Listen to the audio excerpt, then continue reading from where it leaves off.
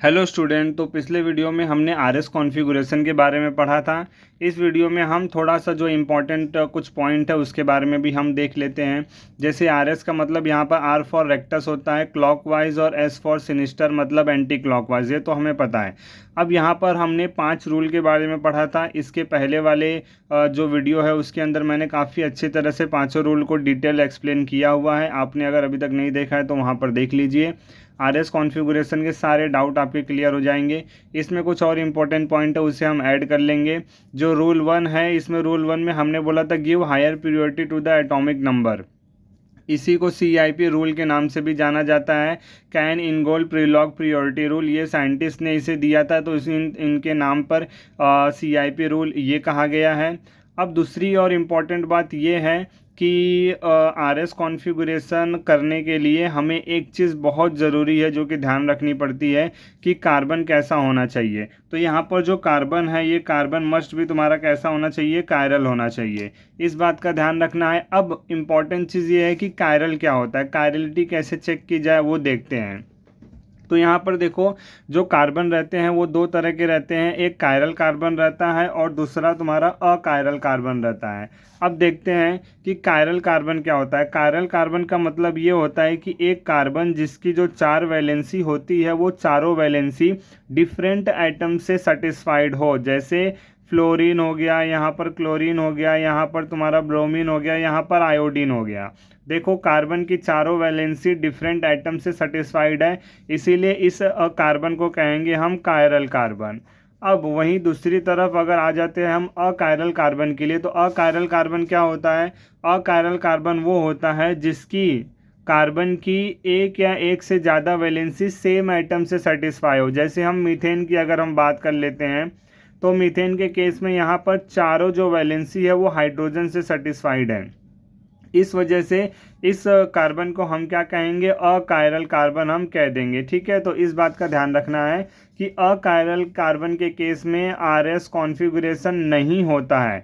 RS configuration कहाँ पर होता है, उसी केस में होता है जहाँ पर कायरल कैसा हो, जहाँ पर कार्बन कैसा हो, कायरल हो। इस बात का हमें काफ़ी अच्छी तरह से ध्यान रखना है। जब भी आपसे पूछे कि कायरल कार्बन है या नहीं है, कैसे पहचानना है, तो उस कार्बन के चारों जो साइड रहेंगी वो कैसी होनी चाहिए, डिफरेंट होनी चाहिए, तभी वो कायरल कार्बन रहेगा।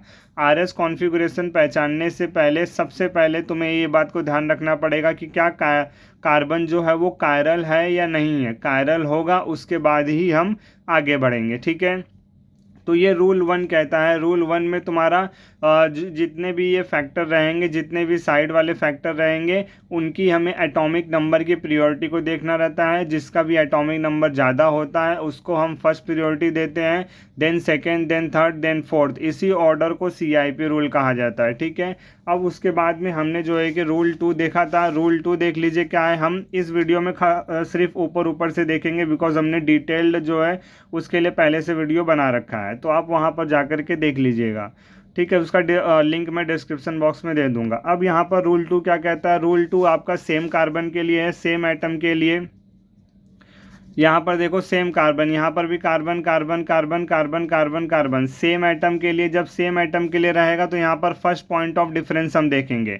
ठीक है, यहाँ पर जो कार्बन है वो डायरेक्टली हाइड्रोजन से अटैच्ड है, जबकि यहाँ पर कार्बन दूसरे कार्बन से अटैच्ड है, और वहीं पर जो कार्बन है वो कार्बन की चेन से अटैच्ड है। तो जैसे जैसे कार्बन की चेन बढ़ती जाएगी वैसे वैसे उसका प्रियोरिटी ऑर्डर भी बढ़ते जाएगा।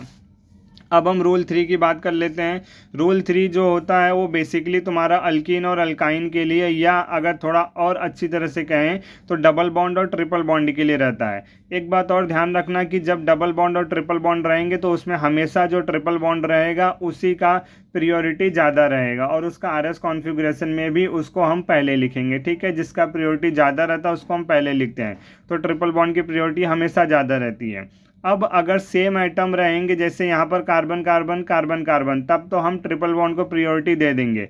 लेकिन अगर डिफरेंट आइटम आ गए, जैसे ये अल्कीन हो गया और ये कार्बोनिल ग्रुप हो गया, C डबल बॉन्ड O, तो इसमें कैसे करेंगे।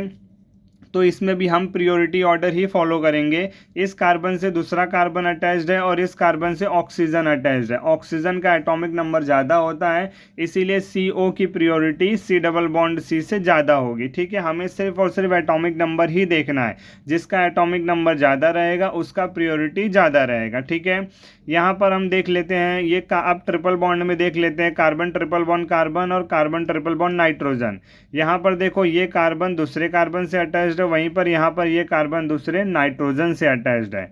अब यहाँ पर इस कार्बन का जो एटॉमिक नंबर है वो 6 है और इसका जो एटॉमिक नंबर है वो 7 है। इस वजह से जो कार्बन ट्रिपल बॉन्ड कार्बन है उसकी प्रियोरिटी ज़्यादा रहेगी। ठीक है, अब उसके बाद हम रूल 4 की तरफ चलते हैं।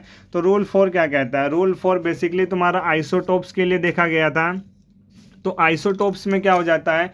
आइसोटोप्स में हमें पता है कि एटॉमिक नंबर सेम रहता है। तो जब आइसोटोप्स में एटॉमिक नंबर सेम रहेगा तब हम यहाँ पर एटॉमिक मास को प्रियोरिटी देंगे। इस बात का ध्यान रखना है हमें। ठीक है, सिर्फ और सिर्फ आइसोटोप्स के अंदर ही हम एटॉमिक मास को प्रियोरिटी देते हैं और कहीं पर भी हम एटॉमिक मास को प्रियोरिटी नहीं देते हैं RS कॉन्फ़िगरेशन के अंदर। ठीक है, ये बात ध्यान रखना है। हर जगह हम एटॉमिक नंबर को ही प्रियोरिटी देते हैं, लेकिन अगर कहीं पर आइसोटोपिक ग्रुप आ गया, जैसे हाइड्रोजन के आइसोटोप्स की हमने डिस्कस किया था, इसकी जगह पर कार्बन का आइसोटोप्स आ गया, नाइट्रोजन का आइसोटोप्स आ गया, सल्फर का आइसोटोप्स आ गया, तो उसमें क्या करेंगे? उन सभी केस में, आइसोटोप्स के केस में हम एटॉमिक मास के बारे में ही डिस्कस करेंगे। इस बात को ध्यान रखना है। अब उसके बाद हमने क्लॉकवाइज और एंटी क्लॉकवाइज के बारे में हमने बात किया था। तो क्लॉकवाइज और एंटी क्लॉकवाइज को भी हमने काफ़ी अच्छी तरह से समझा था। फिर उसके बाद जो अगला जो रूल था रूल 5 के अंदर ही हमने एक काफ़ी और इम्पॉर्टेंट चीज़ देखा था जो कि ध्यान रखनी है और ये सभी बच्चों को ध्यान रखनी है। अगर आप चाहते हैं कि आपका जो RS कॉन्फ़िगरेशन है उससे कोई भी क्वेश्चन गलत ना हो, तो ये तो ध्यान ही रखना है। आपको सिर्फ 2 चीज़ पे ध्यान रखना है। एक आपका CIP के ऊपर प्रियोरिटी ऑर्डर जो होता है आपका CIP, वो एक आपका प्रियोरिटी ऑर्डर जिसे हमने CIP नाम दिया, उसको ध्यान रखना है कि आपको सबका एटॉमिक नंबर पता होना चाहिए। एटॉमिक नंबर के बेसिस पर आप उसको 1 2 3 4 ये प्रियोरिटी ऑर्डर देंगे। और उसके बाद ये डब्बा बहुत बेहतरीन डब्बा है, इसे आप नोट कर लीजिए और याद कर लीजिए कि लोवेस्ट नंबर जो है, लोवेस्ट जो आपका आइटम है वो कौन से साइड पर है, वर्टिकल साइड पर है या हॉरिजॉन्टल साइड पर है। इसके लिए हमने देखो ये ढेर सारे क्वेश्चन भी किए थे। ठीक है, तो आप इसमें जो प्रीवियस वीडियो है उसको रिफ़र कर सकते हैं। इसके बाद का जो वीडियो आएगा उसमें सिर्फ और सिर्फ RS के ऊपर क्वेश्चन रहेंगे।